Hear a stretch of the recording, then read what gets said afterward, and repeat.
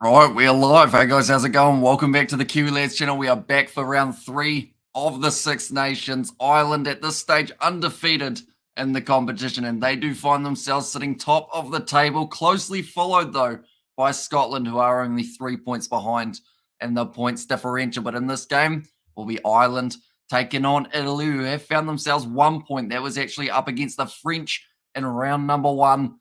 A massive game for them. They are on home soil.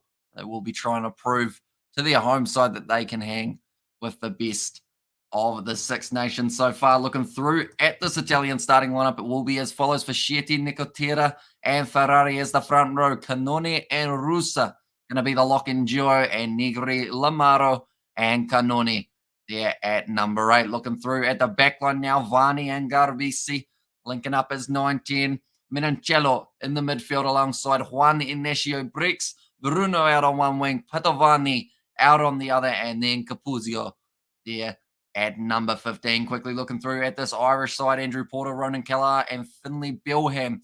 The front row, Ian Henderson, and also James Ryan as the locks. Caelan Doris, a player in form, alongside Josh Van den Flair and Jack Conan as well. Craig Casey, Ross Burns, and no Johnny Sexton, Bundy Aki, Gary Ringrose, James Lowe, Mac Hansen, and Hugo Keenan. And just like that, ladies and gentlemen, this game is going to be underway. Ireland were kicking off to the Italians in front of a home crowd that they will certainly be hoping to get themselves a massive upset win in front of. But they have got the ball at the moment. Italy just outside of their own 22. Juan Ignacio Briggs passes it back across. Here comes Capuzio, a very handy player for Italy.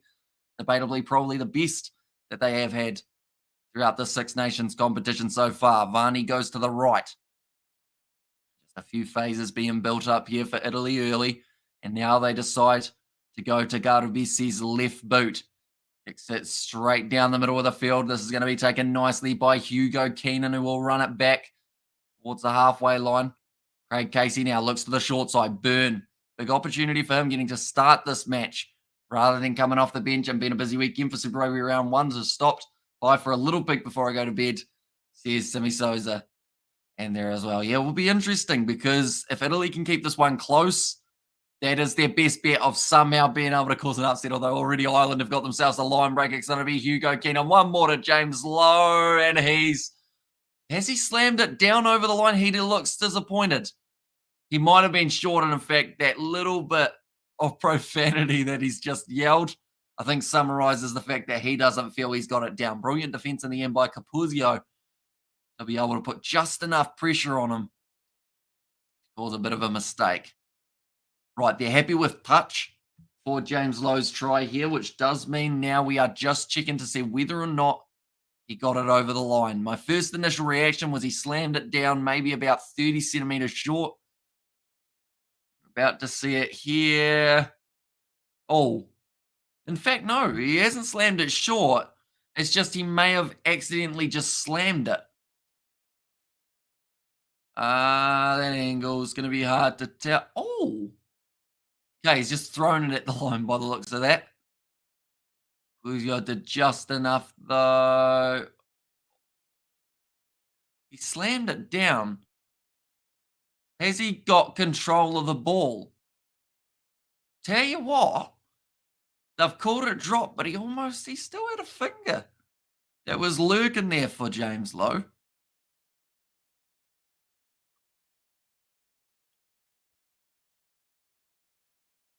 Okay, so they're talking about the fact that it used to be downward pressure, what they would look for. Yeah, there's separation. That angle shows it. Going to be not a lot of downward pressure there. Going to be no try for the Irish early on. Mike Adamson, nice easy one for him there. We did see that last angle, so it is now going to be, I believe they've called it as a goal line dropout for Italy. Garbisi just waiting for that ball to fire on back to him. But already we've seen that Ireland one line break opportunity flying as soon as they get any sort of space, and they just need to make sure that they keep on doing that. A nice run from Jack Conan. Of course, With Scotland in their game up against France, they'll be searching for a win. If Ireland can get themselves a bonus point win here over the Italians, that all of a sudden opens up the chance for them. Now James Lowe down the wing this time, goes back on the inside. James Ryan scores it, and Ireland strike almost in that exact same position that James Lowe was trying to score it, except this time it's the big man at 5, James Ryan, who gets the first try of the contest. Like they've just mentioned, maybe a bit too easy for the Irish for that first try. It's just basic draw and pass, but they make it look so effective. Bundyaki, that offload opened up the space, and then I think Garbisi just ended up getting a little bit too eager to run out to meet James Lowe. See there, Bundyaki luring in Petovani, and also, I believe it was Manoncello. So actually getting rid of 2 of the backs in one foul swoop, leaving the gap for them. Yeah, beautifully done. 3 minutes into this contest, good start to the match for the Irish. And now, I should mention that we've been watching quite a bit of Super Rugby lately, and the rule in that competition is 3 or more tries than your opposition. This competition, it is 4 tries equals the bonus point. So that is a quarter of the way already for the Irish working towards it. Ross Byrne now going to be lining up this kick. Not the easiest one to have as your first take of the day. Still should be well and truly doable for a player the quality of Byrne. And he's missed. Love jinxing a player. And away to the left-hand side, and the score will remain 5 points to 0 now in favour of Andy Farrell's Irish. They are just showing he looks cool, calm, and collected as always. James Lowe, heavily involved already in this matchup. He had a near chance at a try. He's got himself a try assist there. Don't think he's going to completely miss out today. I think he's going to have himself a try. It's going to be a knock-on, though, from the Irish, so a little mistake near their own 22. Now work towards the touchline. Nicotera also knocking it on, so they will be going back for the initial scrum. This will be where we get to see that Irish forward pack. Powerful front row go here there with this Italian side. They've got Fischetti, Nicotera, and Ferrari as the front row here for Italy. Up against Bilham. Also, I believe Ronan Kelleher's got himself that starting spot. And Andrew Porter as well. So they are still missing Tyg Furlong. I think he's supposed to be out for still quite a bit, isn't he, Tyg Furlong?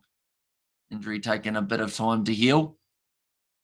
Starting pack for both sides, relatively even. 893 kgs for the Irish, 888 for the Italians. The ball about to be fed in. Or not. Mike Adamson, he definitely does not want to stand there when the scrum goes down, or else he will get crushed in between 2 hookers. Which even when doing rugby commentary still sounds like a dodgy sentence, doesn't it? 5 minutes gone already, 5 points on the board for the Irish. Now, they may not quite be able to score a point per minute. They might be able to go a fair way towards it if they are able to take their chances when they do arise. But Varney, good position on the field at the moment for the Italians. That's an early push from Ireland. So the free kick taken quickly. And now Garbisi out to Juan Inacio, breaks wide, career pass, nicely taken down the wing, trying to find the inside pass to Pierre Bruno, but it was just a little bit too much of a pressure ball. Now McCloskey trying to work it forward for the Irish, and Ireland looking fast and strong they are. And a bonus point here will put them on 15 points, and then the ball is completely in Scotland's court. Can they get themselves a win up against the French side that have been struggling a little bit, but they also seem like they're only one big game away from being able to find their form again. And yes, the Six Nations may be gone, but the 2023 World Cup certainly isn't. Ireland might be able to win by 20 plus points. I think there's a good chance, depending on how this next kind of 10 minutes or so goes, whether we see Italy managing to fire back, which at the moment they're trying to do. Capuzio, short ball, off to Pierre Bruno again. Spins out of one tackle. Garbisi again receives it as the first receiver. You can hear the Italian crowd starting to get behind their side. There's an advantage in play as well now. Nice run up the middle. He's still going. Tell you what, that is a brilliant run from Cannone around the side. Varney scores, and the Italians might just be able to give themselves the lead here. Brilliant run initially, though, from Lorenzo. Cannone, Tyke Furlong, Tyke Boone, complete absence of Tykes. True. And in that first try, it was a complete, I guess, complete move by James's. Yeah, James Lowe giving it to James Ryan. Stephen, he's the odd one out. I don't think there's two Stevens. There's a Sebastian, which is kind of close to Stephen, only that they start with the same letter and end with the same letter. But a nice bit of work from Lorenzo, Cannoni, then Varney. Just saw that little gap round the side of the breakdown.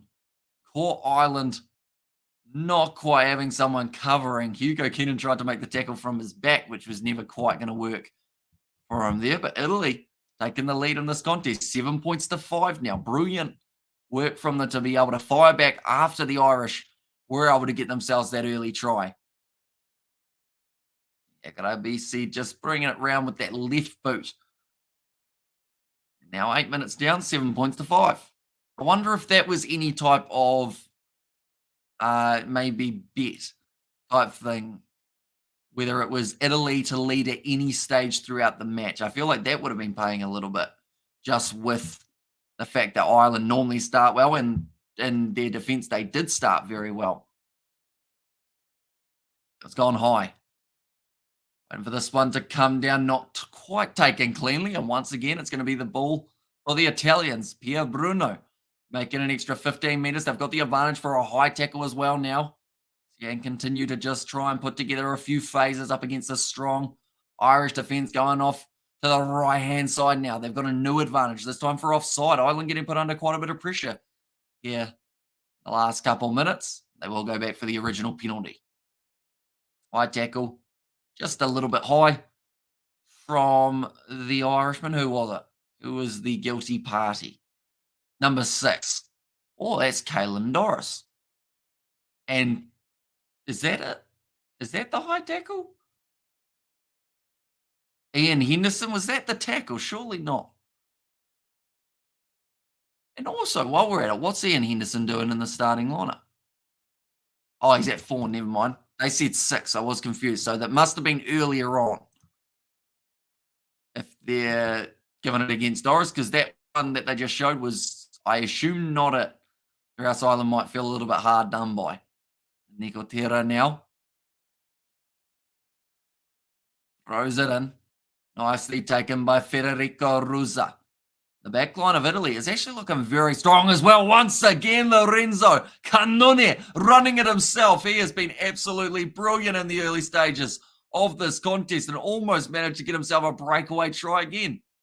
Now around the side of the breakdown, the Italians looking feisty at the moment, and they look like they are possibly sensing the possibility of another try. Driven backwards. 10 metres out from the line. Last thing you want here is a handling error or an Irish turnover. If you are the Italians, Varney goes off to the short side. Garbisi nailed in the tackle around the ankles. Varney again goes to the left-hand side. Great tackle made by Ian Henderson. I've said it's a clean turnover, though, and the Irish, they will be able to steal this one back. Much needed steal as well. Italy, anytime they're in the 22, they're looking dangerous. James Lowe has to kick it downfield on that strong left boot. They consider taking it quickly, but do decide against it in the end. It was a great throw from Nicotera right to the back. And then from there, you see all of these Italian players. That was the set play that you practice hundreds of times on the training ground, wishing that you get the opportunity to use it in a game. A lot of moving pieces in that move. And then Cannoni probably moving the quickest out of any player at the moment for Italy. He's looking like a freight train when he gets going. But it was Andrew Porter for the Irish who were able to get in and get that turnover right at the last moment. One of my eyes is starting to try and close. That's not good. It is currently 3:30 a.m. here in New Zealand, I should mention. Now it's a loose ball for the Italians. They've cleaned up nicely. Varney, ball charged down, goes out, and it should be the Italians' ball. Looks like Varney might have taken some sort of rib damage here. The way that he has stayed down. He going to be all right? It doesn't look like he's going to be all right. He doesn't look happy at the moment. Varney, he might have gotten crushed. So he does the kick and then, oh, yeah, takes a strong shoulder from Jack Conan underneath the armpit. Wouldn't have felt great. Got the thumbs up from the touchline, though. He's not happy about it. All of the chats just come through, so I'm wondering whether or not the chat hasn't been loading. So I do apologize for that if I haven't been reading the messages. My Wi-Fi has been playing up. I seen Nate 5 minutes ago actually put about the Italian, so hopefully you are still here, Nate. But yeah, I do apologize. For some reason, it all came through just at once. Also, what's going on with the Sharks? Says Aiden, did they end up losing to Ulster? In the end, I know that they were down by a few points at the time that I saw it. Are you doing the Wales match next? We are indeed. We're doing that game. Now, nice wide pass from the Italians. Pierre Bruno. He's just in touch. So will be the Irish line out. Went out fishing on my little boat. Lots of algae in the water, but sadly no fish. Another month, and the game fish should return. Will you be doing 4 live streams daily from now on because of rugby matches? No, not necessarily. It all depends on, I guess, when the matches are taking place. Like weekend-wise, we are going to have plenty of live streams happening, but during the week, there's no rugby on, so we won't have 4 live streams during the week at this stage anyway. And thanks again for providing the weekly fix. Is the England-Wales game immediately after this game? Pretty much. So it is in 2 hours, 15 minutes time. So there's about a 30-minute break in between. Yeah, Ulster won 31-24. Hugo Keenan breaking through a tackle. Will be able to run that one in, and now Ireland get themselves their second try of the match. Very handy try to have. Hugo Keenan is 9th for the Irish. Now they lead 10 points to 7. Should be a nice easy kick straight out in front. Well done, Ulster. And there as well. It's a good pass from Ross Byrne, just floating it so that Caelan Doris is able to run onto it. Bundy Aki once again helping set it up. Will you cover Black Cats Day 3? Probably not at this stage. Mainly because at the time that third day starting, I would have been up for over 24 hours. And then to try and cover a full day of test match cricket after being up for more than a day might not be the best thing health-wise. Even staying up for the 1:30 p.m. game probably is silly enough for myself for Samoa versus New Zealand, but I'm going to try and get a couple hours sleep in between the ones that are happening before that and the next one. And not the end of the world for the Sharks. 4 tries and lost by 7. Walk away with 2 points despite losing. That is true. And those extra points could be quite crucial near the end of the competition because they still find themselves sitting around that 7th mark, don't they, the Sharks? Now inside of their own 22 for the Irish, they are now sitting with that lead of 5 points. Nice pass on the outside to Mac Hansen. They haven't actually gone out to his wing yet. They have been favouring that near side with Lowe. Now giving him a bit of a crack. Henderson goes across. James Lowe's a long way off his wing. He's actually almost out on Mac Hansen's side. Now it's kicked him behind from Hugo Keenan. Awkward bouncing one, the Italian. Number 10, Garbisi. To wait patiently to watch that one bounce. And our girls got in the Cricket World Cup final. Whoop, whoop. Says Roloff there. So I assume by our girls you mean South Africa because I know New Zealand certainly didn't in that competition. Now, Italy once again with the possession. Pierre Bruno. Another fend. Tackled by McCluskey. And can Ireland win the Six Nations if Scotland lost tomorrow? I believe the next week after that, it is Scotland versus Ireland. So that might be quite a big deciding game. But if then Ireland beats Scotland in the next game, which is in 2 weeks' time, then if Scotland have lost this game to France, that should secure the Six Nations. Whereas George, I thought he will stay with you for commentary. It is currently 3:30 a.m. here in New Zealand. So George, he's a smart man, and he's decided to sleep. So he headed off at about maybe 11:45, somewhere around there, 12 o'clock. Get it home. And plus, he's got to look after the farm tomorrow morning, so he'll be busy enough, I think. Now, off to the right-hand side for Italy. Oh, rush defense on Capuzio, but does miss the tackle there, James Lowe. Looking for this ball to become available. It looks like Varney. He's got many options on that left-hand side that he could use. Garabisi is the option that he decides to choose. Now this time, we'll go for the kick himself. Keeps it low. Trying to skid it on. Nicely taken at the back by Hugo Keenan. Scoring the most recent try for the Irish. Now Capuzio fields the ball inside of his 22. He's running straight sideways, getting himself in a little bit of trouble, but he's found the nice wide pass out into the hands of Minicello. He's a quick man. He's done the chip and the chase. Looks like it's going to be close to the goal line, but Craig Casey's been able to jump on that ball nicely. Penalty goes the way of the Italians. And I watched the Chiefs game. What is the media saying about that in New Zealand? The new All Black coach says Roloff. I mean, I don't think many people are mentioning the coach per se. It's just Chiefs played well. Every single away side, other than I believe the Rebels, 5 out of 6 away sides, about 3 of which came in as underdogs, were able to get themselves victories in the Super Rugby competition. So it certainly keeps it close, that is for sure. And as the season starts to progress more, we will see the Crusaders start winning games. I feel like that's something that's pretty much confirmed. And we know with the Crusaders, they only need to be in the top 8 to have a chance. And late shoulder penalty actually here for the Italians. It looks like it was pointing at the post. They will be taking on the 3. Yes, seeing as it is available, might as well take the opportunity when it arises. Will be Paolo Garbisi, or in fact, sorry, Alejandro Garbisi. Who's Paolo Garbisi? Paula Garbisi. Such a familiar name. Can't think of where I've heard it though. He's either a rugby player or a rugby referee. Paula Garbisi.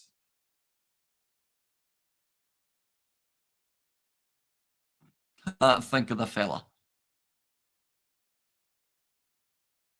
Kick predictor is 75% for the Garbisi from here, 32 meters out, relatively straight out in front. So, be too many issues and successful. And Paolo Garbisi is the fly half. Wait, is this Paul? Is this Alejandro? Is he actually Polo? Maybe. And shocking second half from a Rebels boys. Same stuff every year, says Xavier. Yeah, it was a shame because they went into halftime actually with a pretty decent lead. And then the second half happened. Unfortunately, didn't he score the try against Wales? Says Roloff. Like RBC. Maybe.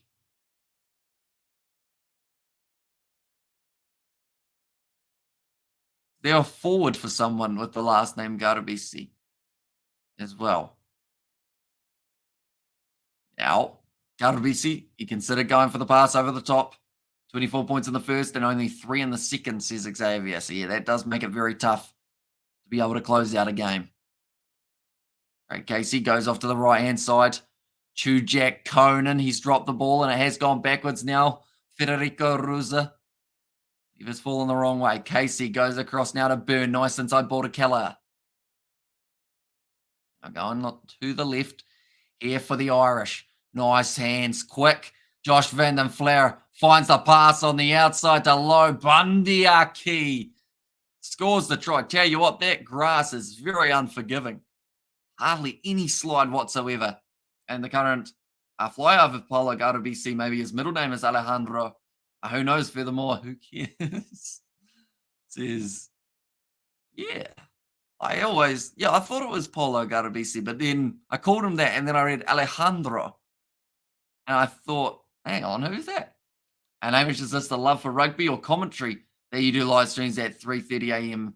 in the night. Says Cody. I think it's a mixture of both. Because, I mean, theoretically, if I was just doing it for the love of rugby, I would more than likely be watching this game from my bed. But then you can't do commentary from your bed. Or you could, but it might look a little bit weird. So, yeah. It's probably lucky this live stream's been able to take place purely because my Wi-Fi since that last live stream has cut out twice more. But I think I've fixed it now. Fingers crossed, touch wood. Hopefully I haven't just jinxed that, but I think I've managed to fix it now. Hopefully. At least for the next, 10 hours until it does cut out again. Now, Ross Byrne sitting on 1 off 2 deliveries. Sorry, 1 off 2 attempts. Ross Byrne now. Not the easiest kick in the world either for Ross Byrne. The kickers have not had it too simple for them, but that is beautiful from Ross Byrne. The kick has gone over, and the score now 10 points to 19 in favour of the Irish. So now they've found themselves with a 9-point lead. And I should mention, they just need one more try to get themselves that bonus point. And then all they need to do is win, and they'll walk away from this game with 5 points on the board. And that straight away puts the pressure right back on the Scottish. They find themselves sitting at 10 points with the points differential of plus 34, but those key points there is 10. Because if Scotland aren't able to beat France with a bonus point, that will put them just that little bit further behind. Oh, we go like this. There we go. We got the scoreboard updating again. Craig Casey fired back into the pocket. Oh, James Lowe has fumbled badly. Only 5 metres out from the Irish line. Disappointed. You can tell that he's not happy with that one, as it's just gone straight through the mitts. Bounce forward as well. Kiwi Livestream was hosted by 2 Cents and Distracted Sports. What a legendary moment. People tuning in and expecting to see Hamish. And instead they're presented with Tony and Mark, says Sebastian. Yeah, that was a weird moment, because the thing is, on my end, they froze and I froze. So I had both of us spinning and pretty much completely frozen. So I was wondering what was actually going to be coming through on the live stream, whether it was going to be everyone seeing those frozen situations or what it was going to be. But apparently it just had me frozen, and then it kind of cut me out, and they were able to, I guess, just handle what was going on. I never actually got to see that yet. I'll have to have a look at that at some stage after I've caught up on sleep. Now, Stephen Varney feeds the ball in. Going off now to the right-hand side. Garbisi trying to duck under the tackle of McCloskey. Now Capuzio has to play half. 5 metres out from the line. That's bounced out the side, and Caelan Doris has been able to take it. And Tony was demanding money from our viewers. And that live stream was the most donations we have had in a very, very long time. So I don't know what it was about the two of them, but they seem to be able to generate revenue, I guess you could say, which I said pretty much is going straight towards a new Wi-Fi router, because this one's not quite doing the job at the moment. A great kick downfield from Ireland. James Lowe this time having the thumbs up. He's happy that he was able to catch that delivery. Now thrown in by Nicotera. Bouncing loose. I believe that time it was a knock-on from the Italian. In fact, I've said it's a knock-on from Ireland first. First one by you in the air. Okay, so Ireland penalised before, or not penalised, sorry, but handling error before the Italians. You wouldn't think this game was in Italy. Looking at that picture right there, 90% of the people in that frame are Irish. I did go with the Aviva Stadium behind me as well, I should mention, but that is mainly because I had that one already loaded up on my software, and it's quite hard to find Italian stadiums with the background of rugby anyway, without it being football. I can see that they've got that ring in the middle for the halfway line on the football field. Now Varney about to feed the ball in for the Italians. I mention anyone who is new to the channel, be sure to leave a like and subscribe. We've got Wales versus England after this one. And then about 3/4 or about 2/3 of the way through that match, we will be switching over to doing USA versus Samoa. Well, we have got Rugby Itch coming on the channel, another content creator here on YouTube for rugby. He will be doing the commentary for some of England versus Wales while we are away. Clearly, Ireland clearly offside at the ruck, but getting away with it as usual, says Tony McCarty there. Mike Adamson. Some people would say he's a referee. He's a bit 50-50 at times. I know that the game between Wales and Australia, people still mention that game to this day with some of the decisions being made. Vavani about to put the ball and it's going to be another advantage to the Italians. They win the penalty. This will help them get just that little bit further up the field. You're overextended and then your feet went away. Finley Bilham shakes his head saying, no, I didn't. He's a very angry man at the moment, Bilham, but it is going to be a guard to be set kicking it further downfield.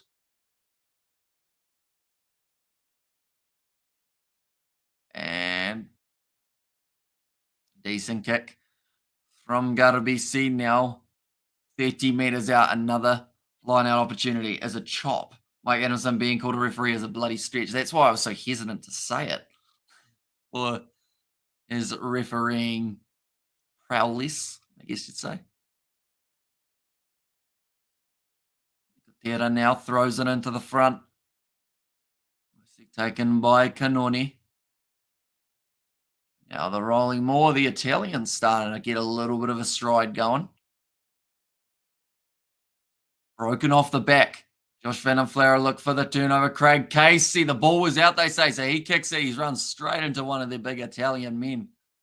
And now, taken at the back by Padovani. I believe this is almost one of his first proper carries where he's had a run rather than passing it straight away and changing their bind in the ruck. There's Tony McCarty. Now there's going to be Stephen Varney. Kicks the ball high. Deep into the 22. James Lowe. We'll go with the left boot downfield. Almost a miscommunication at the back between the Italians, but Capuzio in the end calling just that little bit louder than Varney. He does get the responsibility of catching the ball now 28 minutes into this game. James Lowe thinking there's a chip and chase opportunity, looking for that fourth try to get the bonus point onto the sides of the Irish. Bruno, that was round his neck from Caelan Norris. Now, nice work from Juan Inesio. Breaks. Turnover's good again. They've said so. Ronan Keller are able to get the turnover. Kicked him behind from Ross Byrne, and they'll be going back for the penalty as well. And all right, Amelia, feeling better after the game, says Sebastian. Stop chicken butt. And doing better. I've eaten something and watched some TV, says Amelia. I just checked the New Zealand-England test score. What's happening there? Geez, does not look good for New Zealand. No, they haven't really worked out how to play up against Brendan McCullum's English side. Yeah, that was a bit of a shoulder to the head from Canone, although Craig Casey, to a certain extent, did run into it as well. Okay, they're actually going to be going upstairs for this one. And also the Irish flags from the family fam. Okay, they're going to check this one for Canoni, whether or not there is foul play involved. I think I was dropping a swear word every sentence during that game. It was close to it, definitely in that second half.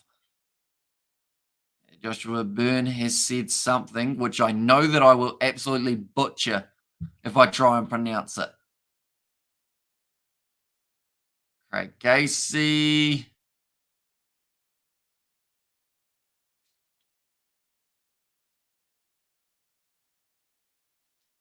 So he might have taken half a step to the side, but you wonder also if Craig Casey has run into it as well. It's one of those ones that, depending on what they decide, like either guy could have ended up with the... Yes, he has taken a step to that side, but was he already going that way? Ireland picking too early again. I don't think they can win the World Cup. They never have. Also, New Zealand, France, and South Africa to win the World Cup, says T. And don't worry, it's only going to get worse during some games, especially games we should have won like this one. Maybe she look exhausted, but he says, skeptic. We have been awake at this stage for about 17 hours, which is it's weird. It's almost called a stock standard weekend for us now, but I guess the only difference is we've also done about maybe 7 hours of live streaming alongside it. Why the penalty?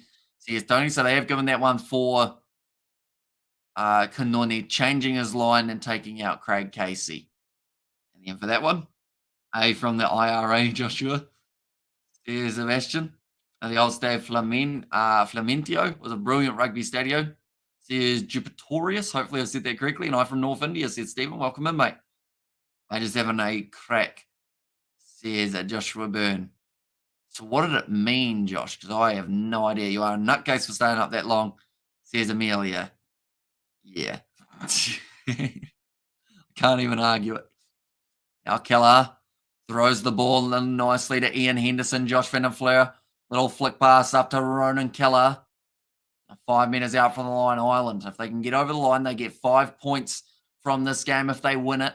Even if they lose, they will walk away with minimum 1 point in this contest. But of course, they want a lot more than one, don't they? Now, that's going to be a penalty to Italy for a bit of obstruction. Oh, he slams it down. You're going to get March 410 if he's not careful. Andrew Poyer frustrated with that one. I'll see a comment when I made you a mod. There's Amelia. And also Flaminio, not Flamingo. Says Jupitorius. And also she did all right, bro. Sebastian, solid works, Amelia. There's Nate. And there as well. 10 minutes left now in the first half. Any South African born players in the Italy squad? Don't think so. Oh, HIF for number 2. I believe that's Nicotera now. Who has to go off the field. But yeah, not that I know of. Alex Xavier reunited. The Melbourne Stockade. I did see a little bit of the post-match review. That was during the time where my Wi-Fi was going in and out. I reset the modem twice, and now I think it's going a little bit better. The way New Zealand can beat the rush defence, just chips over the top and chase. Kicking will be vital, says T. And also, how's Byrne playing? He's been looking not too bad at the moment. Ross Byrne in the place of Sexton, but I would say, I'm just trying to think, 2 years' time, all of these young fly halves for Ireland, someone's going to get that big opportunity. And whether or not it's Ross Byrne, I mean, he's been doing very well.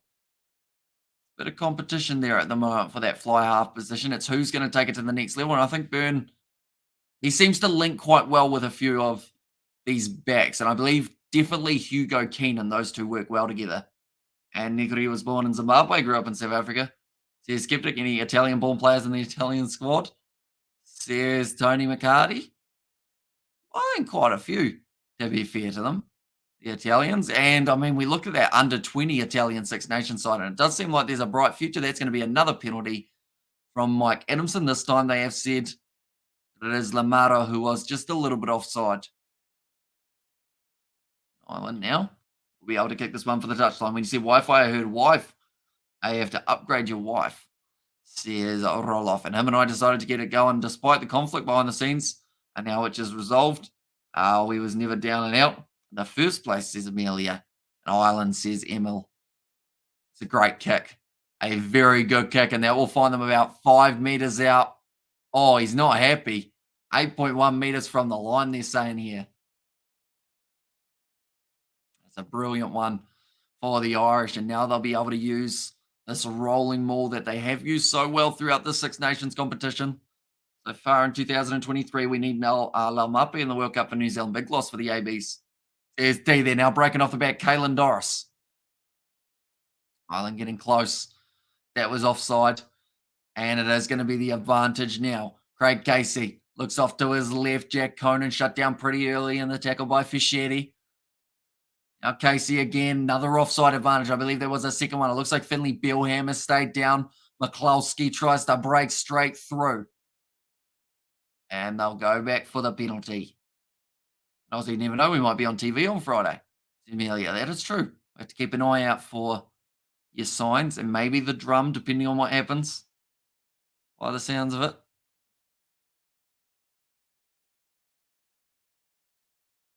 Nice work. Kalen Doris always looking dangerous at the moment throughout 2023. Gilham not looking dangerous at the moment as he is lying on his back, getting his knees stretched out. And it looks like Tom O'Toole is actually going to be warming up at the moment. So that might not be a great sign for Ireland. Is Gibson Park playing or Connor? So Connor Murray going to be the man off the bench in this matchup. But in the starting lineup, they have started with Craig Casey. Yeah, Craig Casey and then Connor Murray off the bench a bit later on. We just have to contact the club and see how they can help us and see what they can do. The little time we have, says Amelia. Yeah, the Super Round's certainly going to be pretty awesome for the Super Rugby competition. Next week, we do get a week off the Six Nations, but the NRL is starting up. There's also the Sevens still going to be taking place. I believe that is actually going to be in Canada for the Sevens. A mate of mine appeared in the documentary about alcoholism. Nice.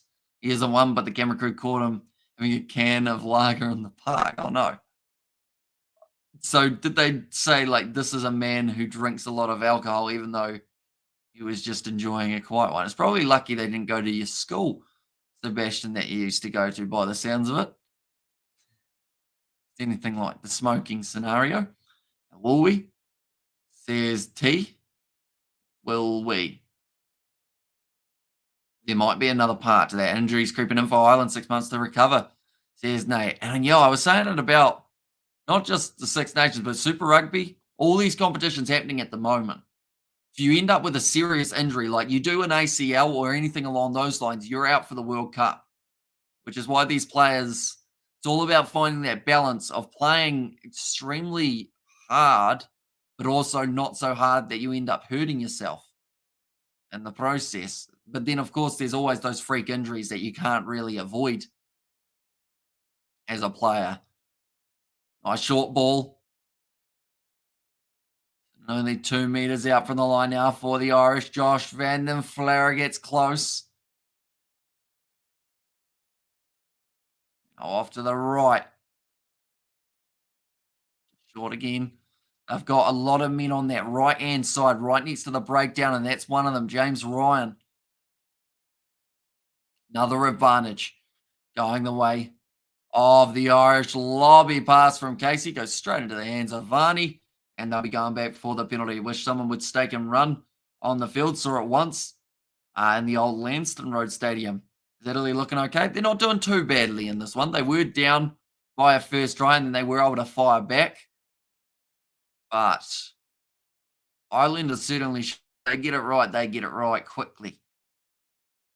Wish someone would, oh no, I read that one, and they used him as an example of how the society is being dragged down by a drink. Bloke was just having a cold one after work. He doesn't drink often at all. Did they like blur his face or anything? Like, did they have to ask him to use his footage? Nice pass. Quick hands out to the right hand side, and Mac Hansen scores. Ireland have a bonus point, and it's still in the first half. And poor bloke, why couldn't they blur the screen or change can into Coca-Cola? Says that. That was a big yawn. Craig Casey made the right decision that time. And straight away, yeah, you could see the hesitation from Varney. He was waving arms, telling players to get out wide. And in their defense, they did manage to get one more player out there, but it just wasn't quite going to be enough to stop him. The big number 8, Lorenzo Cannoni, going a little bit too high over the top. He kind of looks a little bit like Dua Fanamuva. I feel Lorenzo Cannoni, that kind of body shape that he's got. 4 minutes remaining in the first half. Ross Byrne sitting 2 from 3 today. Man, I remember when Ireland were trash. Schmidt changed it all, says T. 36 meters. Yeah, on the 36th minute. Is it a sign that this kick will end up going over? Probably not, because I think I just probably jinxed him. Ross Byrne. Taking his time here. And he has missed it away to the right hand side. So the score will remain 24 points to 10. We see Finley Bilham has been taken off the field. So Tom O'Toole has made his way off the field. Could use Duan's pace, says Skeptic. Although the way he was running earlier on, Lorenzo Canone, he's not a slow individual. He moves good for a big man. Like, almost was able to break through twice, and both times had to try and find another passing option. So that was actually how Varney got the first try for the Italians. Now Craig Casey, just outside of the 22, puts up the box kick. And for this one to come down, Patavani takes it nicely. James Lowe apologises in the process of accidentally making contact. Put the man in the ear. Now Varney going off to the right-hand side. Don't believe that's Nicotera yet. I believe he is still yet to pass his HIA. Hi, says Mark. Welcome in, mate. You are doing well. Do let me know what your in-score prediction is for this matchup. 14 points difference. Ireland already with a bonus point on the board. No, I'm very handy indeed. Didn't blur his face. I bet the editors didn't know how to blur his face out without blurring the can as well. The whole trick was filming him as he takes a gulp from the can, says Sebastian. Yeah, I've learned that depending on the software you have, it can actually be quite a pain to try and blur someone's face / replace them out of footage completely. As you guys will see when we end up uploading our cricket vlog, will be coming out in the next, to be honest, it's probably the next couple of weeks. I said that it would be Monday, but then that was before I knew that I had to try and edit out everything in terms of that fellow. So, yeah, there's going to be a bit more time taken. Try and get through that. And Tom O'Toole, unfortunate name, says Skeptic. And also 19 versus 14, says Mark, for the end score prediction. And this matchup kicked a mine by Ireland. Looking for the 50-22. Nicely taken. Now Capuzio goes back across to Monticello. Doesn't find touch with it. Now Matt Anderson goes across to James Lowe. Both wingers for Ireland. Linking up quite nicely there. Sells the dummy. James Lowe skids through the gap. Almost able to make it through. Now Craig Casey goes to Jack Conan. Once again, a good opportunity for the Irish to get him for another try. Now Craig Casey, inside ball to Matt Hansen. It's been put down. Looks like a little bit of contact there as well in the process. Bit of a hop, step, and a jump from Varney. Gets it into touch just outside of the 22. It's rival of David and Joe Schmidt in 2014. Changes the whole Irish culture, paying off. And when a man's thirsty, you got to do it for the beer. Mate sent me a clip from the Reds game where George showed you a photo of an Instagram bot he was talking to. Made sure he wasn't going to show it on the screen. I absolutely cracked up. Says Mark, yeah. The reason I said that he couldn't show it was because there was no censoring in that picture either. But after the live stream, he tried to ring this bot. Well, it was a bot. This girl that wasn't actually, and she answered. Oh, it's stolen. Hang on. Italy going to get themselves a runaway try right at the end of the first half. And Bruno scores the try for the Italians. But yeah, she picked up. George had it sitting on the dining or the bench top over there. And he said that it was the same shot as they had earlier. Like it's like a video automatic type thing. And then he told me to walk over. So I walked over. My head just went into the shot and she hung up. She hung up. But it was because it was a man. So might have been why go Italy. Says T, and hello there, Hamish. Still at work here. Thanks for your awesome commentary. Irish should have this in the bag, but Italy could sneak up, says Ruth. Very true. The Italians getting that try now. I mean, Ireland will be annoyed with that one. They wouldn't have wanted to concede there. You can understand why. Let's go, says Nate. There is well, one moment. We will go like this. We will go like that. And like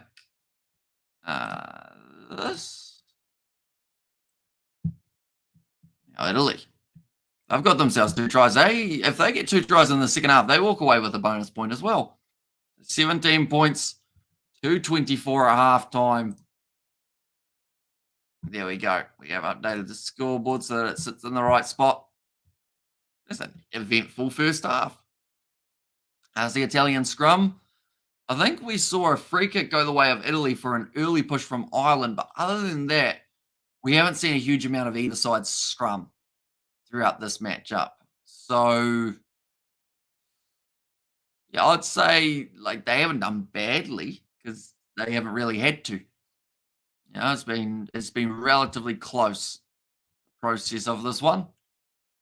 Now we have got halftime. Now, what I've learned from the last few matches that I've been covering of the Six Nations Super Rugby is that halftime feels like it gets longer and longer and longer. And I don't know whether that's just me or if that's just something that has happened recently, but the halftime seems to feel like about 15 or so minutes.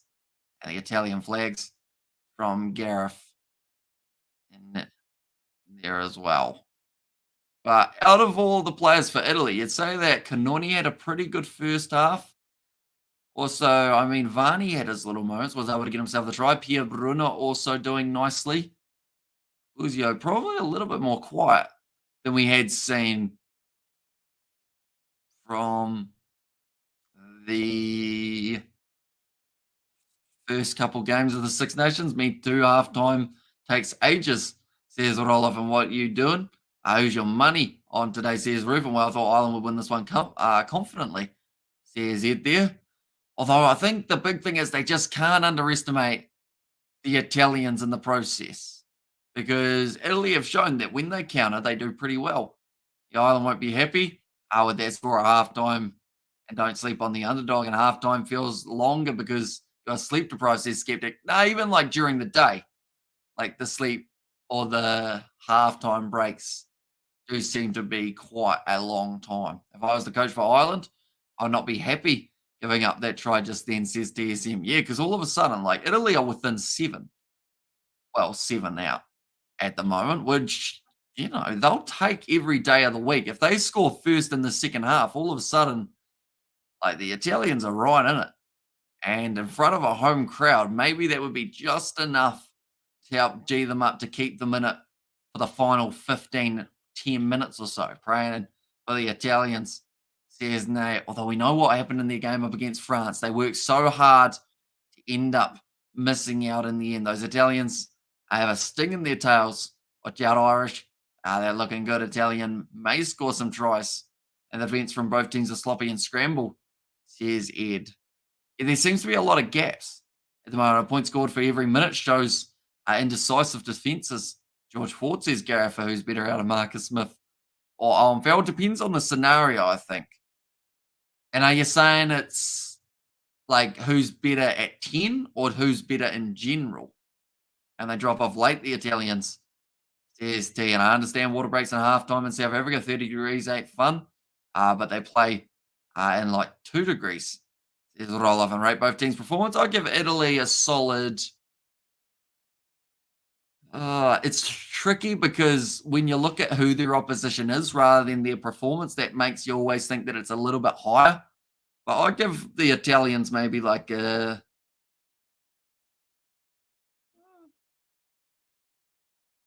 I'll probably give it maybe 7, mainly because I would say that's a big shot from Chris Lynn, showing highlights of the Big Bash there. But I would say that Italy 7 for me because they actually handled possession pretty well in the first few stages of the match. Other than when the Irish were having their hot attack, they were able to have a few big runs of Canoni, scoring a few tries as well in the process, the 2. Then for Ireland, I'll probably give them, this sounds harsh, but I'll probably give them either a 6 or a 7 as well. Mainly because from what we've come to see from Ireland, this is probably not their best performance, but it's still nowhere near their worst. Like they've still scored some pretty solid tries, finding some nice offloads in the process. And like haven't done too much wrong on attack. It's more just that defense every once in a while. There's a gap that has opened up as well. Italy get the Irish scalp, the Irish press will have a meltdown, says Get Dick. Highlight of the first half, probably there's a couple good tries in the first half. It's either the Varney try off Canone's brilliant run, or it's probably just the silky passing that we did see that led to. I mean, all of Ireland's tries always involve some nice quick passing, just good ball through the hands. So you almost get used to seeing Ireland score tries that other teams would make look very, very challenging. What do you reckon both coaches say to the players right now? Well, Italy, they'll say, keep doing what we're doing. We're still in this, keep on fighting. Ireland coach probably goes out there and says, boys, that defense was not what we want to see. You took your opportunities on attack. You scored 4 tries, but let's try and stop the Italians from scoring so much in the process as well. And hopefully Italians serve out some spaghetti and meatball, maybe deluxe supreme pizza, now the Irish stew, says Nate. And Irish press need a reality check. They are too confident going into the Rugby World Cup, and mate, cold dehydrates you very quickly, says Gareth. Weird how it works, isn't it? How if your body's too cold, it actually could be just as thirsting as if you were in extreme heat. Players to watch from both teams. I would say Lorenzo Canone for the Italians. He was pretty strong in the first half. If you're looking at the back line, probably Pia Bruno. And then for the Irish, I mean, I'm still looking at someone like a Caelan Norris or Josh Van den Flair. One of those guys in that loose forward trio might score a try soon. And then in the back line, I mean, you could go Hugo Keenan. He's been going all right, but James Lowe's been doing not too badly in the first half either. And Italian spaghetti, awesome, like the Kiwi lads, rock. Irish have superb roast lamb and whiskey, and love it. I'm going to use it. Says thirstying. Is that not a real word? Probably not. More thirsty is probably what I should have said. And if Sexton gets injured, they won't make the semis, says T. Yeah, anyone who gets a serious injury now could be finding themselves having to return either for November internationals or even later, depending on the severity of the scenario. The Women's T20 World Cup, or is it the ODI World Cup? It might be ODI World Cup, in fact, sorry. They are finishing tomorrow or the next day, if I'm not wrong.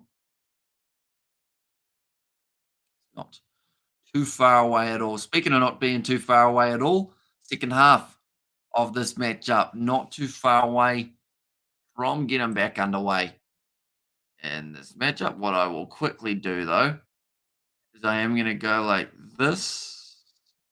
What's that? That's 8:30, an hour and a half. I'm going to strategically, I feel bad about it, but I'm going to take out the Samoa Sevens versus Chile Sevens 10 a.m. live stream. We're still going to have Samoa versus USA and Samoa versus New Zealand, but I'm going to get rid of that middle section one and then probably end up sleeping for a few minutes or not a few minutes, for a few hours in that in-between patch. Oh, it's still a while away. We'll leave it up for now. We might change our mind. And also, open is a word to describe attacking, perhaps. Fun, says Salvatore there. Yeah, I mean, entertaining, certainly one, because both sides. Oh, word to describe the first half for me, intriguing. Reason being, Italy, on a lot of people's paper, they didn't think they had a chance. But the second half, now the question is Italy going to continue doing this? Are Ireland going to be able to run away with it even more? Or do we find ourselves in a scenario of a possibility of a crazy, crazy upset? He orchestrates the Irish team without him. I'm not confident they will be okay. Also, Irish will have to bring their big guns, special forces get through the second. I think sides will target Sexton in the World Cup. just because they always do target the danger man. Sexton is not the only player on the Irish team, says Ceci Toll. Yeah, as well. First 10 of the second half, says Salvatore. Yeah, I think it's going to definitely determine a lot. And that is the scenario of will Italy, because if Italy score first, it just makes it that a little bit closer. But if Ireland score first, you would think that I want to say a 14-point lead for Ireland would be too much for Italy to be able to fight back from. But that's what they did have. Then Italy's managed to get themselves a 7-pointer. And how do you reckon the Warriors go this season? I think they do better than last season, but not not quite top 8, unfortunately. As much as I'd love to see them up there, it's still going to be a very tough season. My grandma thinks you are very handsome. Who is your grandma, Jupitorius? I was going to make a pun about how Jupiter. I was trying to think of an older planet, but my brain at this hour of the morning is currently 4:15 a.m., so I don't think I will be able to think of a pun. But thank your grandma for me, I guess. Also, Meb has said same. How do you target or no, how do you reckon? Oh, I read that one, didn't I? Also, how about the Chiefs? As long as it's halftime, says Salvatore. Yeah, the Chiefs doing very well. Another side that played very well in the end was, I mean, the Blues scoring 60 points. People thought that that game was going to be relatively one-sided, but not to the extent of a 40-point margin between them. I want to see Sean Stevenson and D-Mac, the Rugby World Cup for the ABs. I think D-Mac's got a good crack. Stevenson's still a bit of a he'd be a wild card, I guess. And technically should be supporting Ireland as they have an Irish passport, but kind of want to see Italy win. Says Rugby Itch down. Lions are leading against Glasgow, 27 points to 14 at half time. Is Boulders and Steel. And of course, the upset earlier on of Ulster getting themselves the win over the Sharks. South African sides, they certainly will want to get themselves at least one win out of the two. Ireland win in easy win, says Meeb there. And the Rebels lose again. Get them out up the Blues, says Mark. Yeah, it was unfortunate because there was a streak going. It was every away side was winning their games, and then the Rebels, the final team that had to win it away, not able to. Unfortunately, what about Irish coffee? Hot, steamy, smooth, like Hamish and Jason Momoa, says Ruth. And Lions beating Glasgow does seem to be the case at the moment. 27 points to 14. Was that a Lions home game? I think it was, wasn't it? Currently, not too far away at all from the second half getting underway, ladies and gentlemen. Do let me know, who do you think will be the first try scorer in the second half? The exact player. Who is it going to be? And Ollie takes this one, says T. And let's not talk about my Sharks, says Gareth. Oh, yeah. No, sorry about that, Gareth. And Ollie doing well, brings viewers in. 30 viewers after 10 minutes, 123 at half time, says Sebastian. So yeah, we do appreciate you all tuning in. Anyone who is new to the channel, be sure to leave a like and subscribe. We've got plenty more Six Nations coming up, including the match between England and Wales, which is not too far away at all. This is the catch-up game for the earlier in the year for Lions versus Glasgow. Yeah, same for the Sharks Ulster. I believe they were catching up on round 6 fixtures. Hamish, you sleep last when? I woke up at 10 a.m. yesterday. So I've been up for just over 18 hours at the moment, which is it's a long time, but it's like the start of this live stream, my eyes were kind of sitting here like this. I kind of looked like I was on something, but I'm more awake now. And I think that's because it isn't a one-sided game. So there's a little bit more enthusiasm going on in my brain.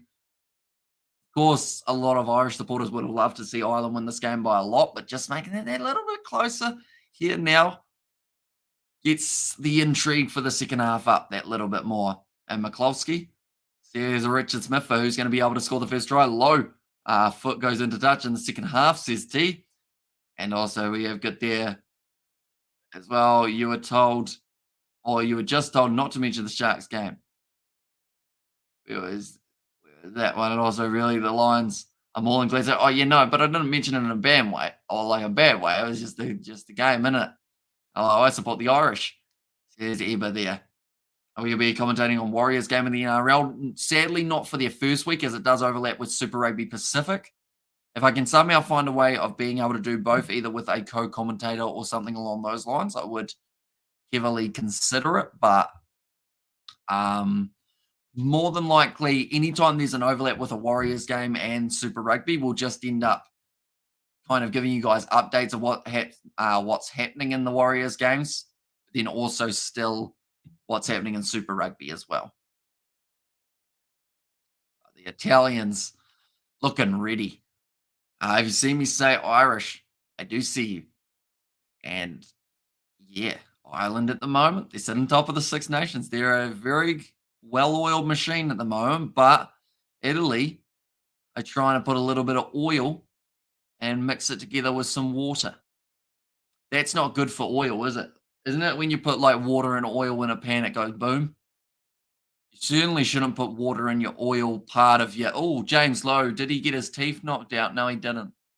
You have to be careful. Some people said when I had my old haircut, I looked like James Lowe. He's not careful getting smacked in the teeth. He'll look like this, which is not ideal. Also, we have got there, you have super time here with Julia Roberts, maybe chocolate cake and champagne. Whilst to win the Rugby World Cup, says T. I mean, as long as they get out of the group stage, like that's the thing. I always look at the sevens as a perfect example. If you get out of the group stage, all you need is three good games: a quarterfinal, a semi-final, and a final. I'm not saying Wales are going to win the World Cup. I'm just saying that if you are a side that get out of a group stage and then start playing some brilliant rugby, like, as long as you play three brilliant games in a row, you're in with a real good crack. Being able to go on and get yourself a possible World Cup under the belt. But now, rolling more again for the Italians. You're sideways at the moment. Been told to use it once. Yeah, driving. Still driving. Working hard for the Italians. Now a little short pop pass up. Varney linking up with Garbisi. That looked knocked on. Looked very knocked on, but they're going to say play on. Bundyaki, he won't let this ball go. Capuzio also will not let it go, and it's going to become the situation. Okay, everyone's been told to release the ball. No one's released the ball. Everyone's just hung on to it.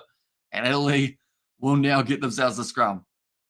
And also, do you use some gel in your hair? I do not. It doesn't really sit right.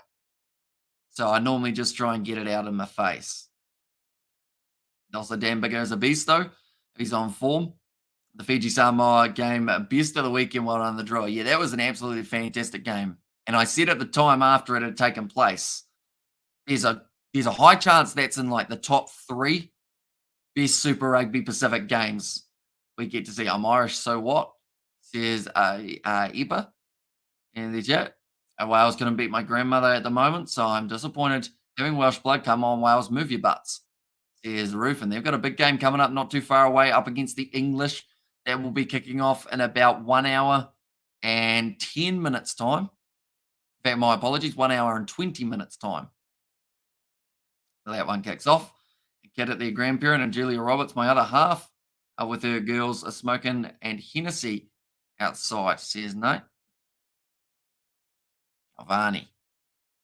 About to feed the ball in. The penalty this time goes the way of the Irish at scrum time. So that's the first scrum penalty I believe we've seen in this matchup against the Italians, and they better sit their asses down against England, says Sebastian. Although England are now winning in cricket, Sebastian, so surely you can't have cricket and rugby, can you? I feel like you got to share it around a little bit. 43 through at the moment, and we've almost had 43 points on the board. I see 41 at the moment here, which actually means we can't get to 43. Can't sleep on the Scots. I was shocking the Rugby World Cup, says T. Thrown in nicely. Taken by Ian Henderson. Now Josh Van Fleur with the bounce pass to Craig Casey. One stayed high. Bruno taking it very well for the Italians. Now find themselves with the ball in their hands again. I see that Nicotero also passed his HIA, I should mention. Now Juan Inacio breaks, goes out to Michelle Lamaro. No inside of their own half. They need to try and get out of there because Ireland, if they get the quick turnover, could cause some problems. When does it start again? Says Meb. So it is 1 hour, 20 minutes time from now. It is 5:45 a.m. New Zealand time. But yeah, 1 hour, 20 minutes from the exact time now.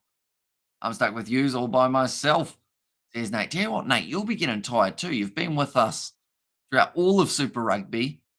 You were on Amelia's one for the Reds, oh sorry, the Western Force versus Rebels. And now you're back again for some more live streams. Like, surely you are starting to feel it in the eyelids too, aren't you, Nate?